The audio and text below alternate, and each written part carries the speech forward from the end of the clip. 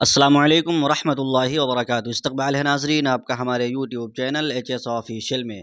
سامعین، ڈیبیٹ کے دوران یا بعد میں بہت سے لوگوں کی توجہ اس طرف نہیں گئی یا گئی ہے تو میری نظر میں اس پوائنٹ پر ابھی تک کوئی تحریر یا کلپ نہیں گزرا جس میں اس پوائنٹ کو ہائی لائٹ کیا گیا ہو۔ حقیقت یہ ہے کہ یہ پوائنٹ ملحدین کی موت ہے، اس لیے کہ ملحدین آج تک اس بات کو تسلیم نہیں کرتے تھے۔ دنیا نے دیکھا کہ ایک ملحد نے خود اعتراف کیا اپنی زبانی۔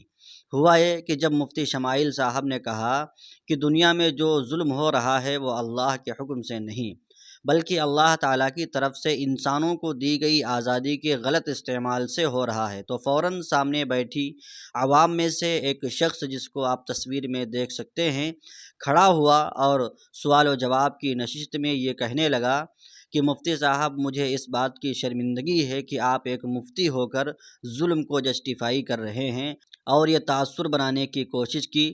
دیکھو لوگو، یہ تو ظلم کی صفائی دے رہے ہیں، حالانکہ یہ بات کہیں سے بھی درست نہیں۔ یہ بات اس لیے درست نہیں کیونکہ کسی چیز کی وجہ بتانا اسے درست کہنا نہیں ہوتا۔ مثال کے طور پر جیسے کوئی ڈاکٹر یہ بتائے کہ یہ بیماری فلاں وجہ سے پھیلی ہے، تو میرا سوال یہ ہے کہ کیا وہ بیماری کو صحیح قرار دے رہا ہوتا ہے؟ نہیں نا۔ مفتی صاحب بھی یہی کہہ رہے تھے، وہ ظلم کو غلط ہی کہہ رہے تھے، بس فقط یہ بتا رہے تھے کہ یہ اللہ کی طرف سے نہیں، انسان کے اختیار کے غلط استعمال سے ہوا ہے اور اسی لیے انسان ذمہ دار ہے اور پکڑا جائے گا۔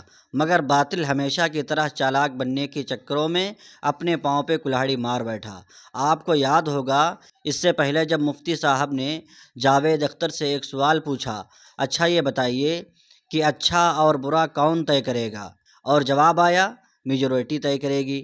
اسی لمحے اگر کوئی ذرا سا بھی غور کرتا تو سمجھ جاتا کہ ظلم کو اصل میں جسٹیفائی کون کر رہا ہے، کیونکہ جب کوئی یہ کہہ دے کہ اچھا اور برا اکثریت طے کرے گی تو پھر ظلم کے پاس سب سے مضبوط جواز آ جاتا ہے۔